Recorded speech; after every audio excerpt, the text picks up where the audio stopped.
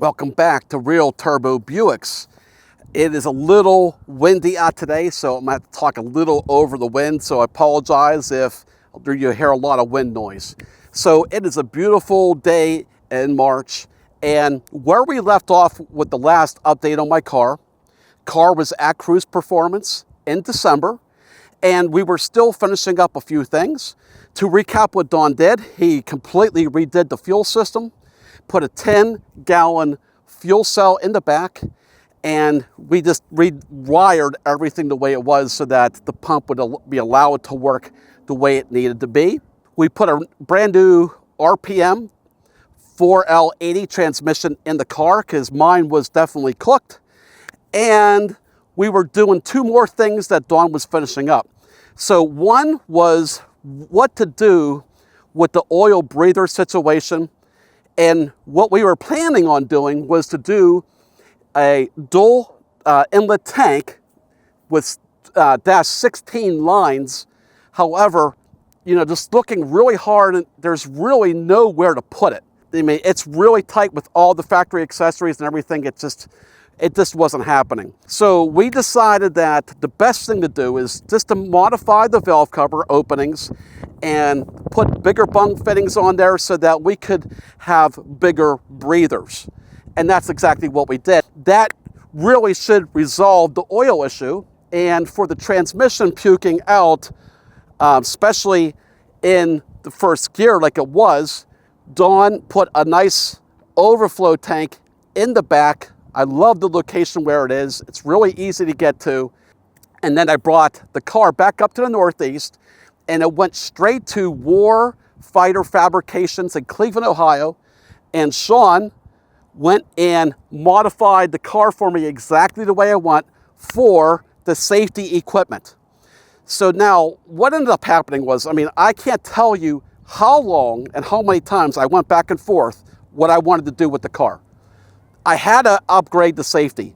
I had to have at least a crossbar for a 5-point harness. And I thought maybe I'll just do that and I'll be able to remove that when I don't need it for the track so I could have my seatbelt harness. And then I thought, well, what if I just do a 6-point cage? And then what really sealed the deal for me was that I saw the video between Bill Brooks and Dev Watts from 2023 at the Buick Nationals, and they almost collided right at the top end. And I thought, holy crap, it's not worth it. And I just thought, okay, I'm going to go with an 8.5 cage, but I got to do it my way to compromise as little as possible so that I would feel really good about the car. The interior is mint, it's very clean, and what I do with the interior is that I don't do any gauges whatsoever. I don't like gauges, and I like everything factory, including the factory radio. The car here is all factory accessories still on it. I have not removed any factory accessory from the car. Cold air coming out, the AC and everything. So that, to me, it's as much as a street car as it is going down the track running 8s. So I had to make sure that we tried to do the best we could and not compromise. So I had 3 different requirements that I asked the chassis builder to do for me. The first one was to make the cage as tight as possible, put the hoop in here so that it really is not seen from the side. It's kind of hidden in there. It's tucked in really nice to the headliner. And then I did not want to take out the dash, and I didn't want to have to put the bars through the dash and cut up the dash. Again, to me, the car's too nice to do that. And if this is going to be my son's car someday, so if he ever wants to put it back to stock, he's not going to have a butchered up car to be able to do that. So I decided to go ahead and put the front down bars in front of the dash, and they did a really nice job contouring the front bars to the point where it was no breaking point. So there's a crush point right there. They can only bend the bars so much. So I know I've seen some guys really bend that front bar down to really contour the A-pillar really seamlessly, but then when you bend it more, it's going to create a crush point, and that you might as well not even have a bar at that point. And then my last request was that they made the back bars as close to the sides, to the ends of the rear window as possible, because when I looked in my rearview mirror, I didn't want to see those bars if possible. They painted it nice, looks great, and I got the swing out door bars as well that I could take off when we're not racing. This is going to be going to a lot of car shows. We're going to be using it a lot in the summertime when I'm not racing.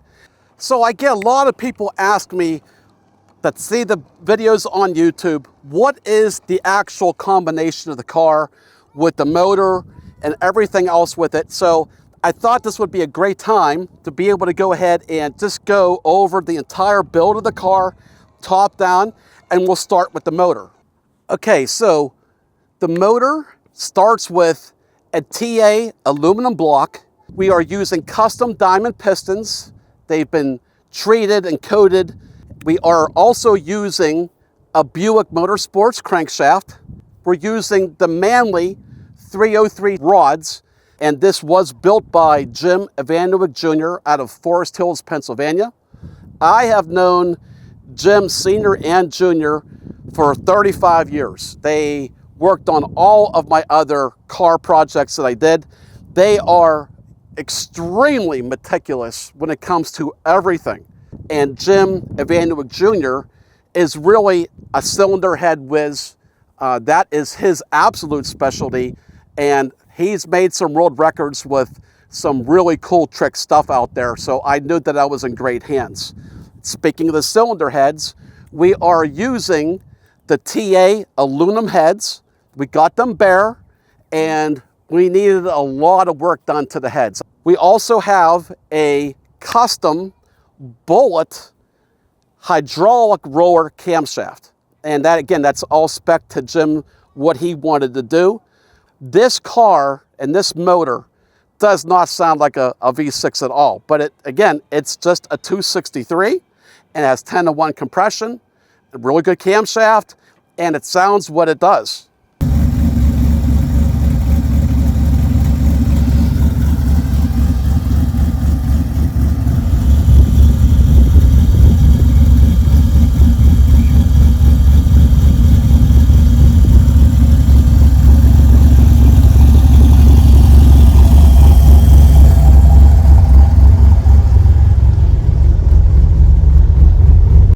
So what controls the motor is a Holley EFI Dominator by Cruise Performance, and there are a lot of Cruise Performance parts on this car. We also have Dawn's custom Originator wiring harness, and we also have the MSD coil packs on the top. We are using Fire Core spark plug wires. We have Cruise Performance crank trigger. We also have their cam sensor on here. Now let's go over to the fuel system, which let's start from the tank.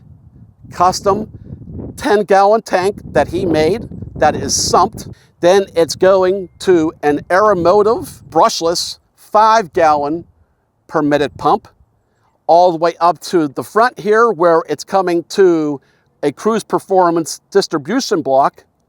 Then it's coming out with 2 -10 lines feeding each of the fuel rails. And again, all his lines and his fittings are his custom big bore stuff. And then we're also then going to a Weldon regulator. We're running a ported Champion aluminum intake with a precision doghouse going to a 70mm throttle body. And then we'll talk about the intercooler. So Cruise Performance gave me a custom fabricated bell core. It's a 3-inch core, and this intercooler is totally badass. There is less than 1 pound of pressure drop across the inlet and the outlet.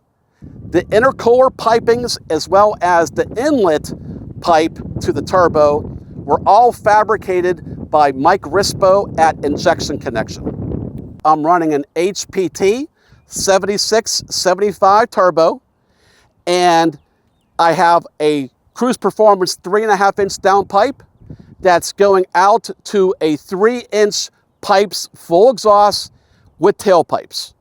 And I have a PTC 9.5-inch non-lockup converter. I can get up on the trans brake in 2 seconds.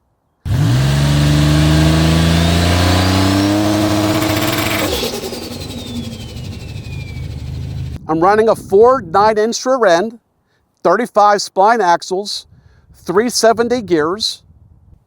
The car was originally tuned by Kevin at TKM, and the car was just tweaked on the tuning just a little bit by Matt from Holly.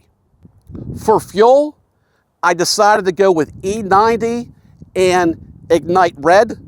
And like I said, you know, having a really good team and the right guys in your corner makes all the difference in the world. So I'm ready for Bowling Green next month. It's going to be a fun time. If you have a chance, stop by our pit area. We're going to be pitted with Dawn and Jeremy. So thanks again, everybody, for watching, and we'll talk to you soon, and I'll do an update at Bowling Green.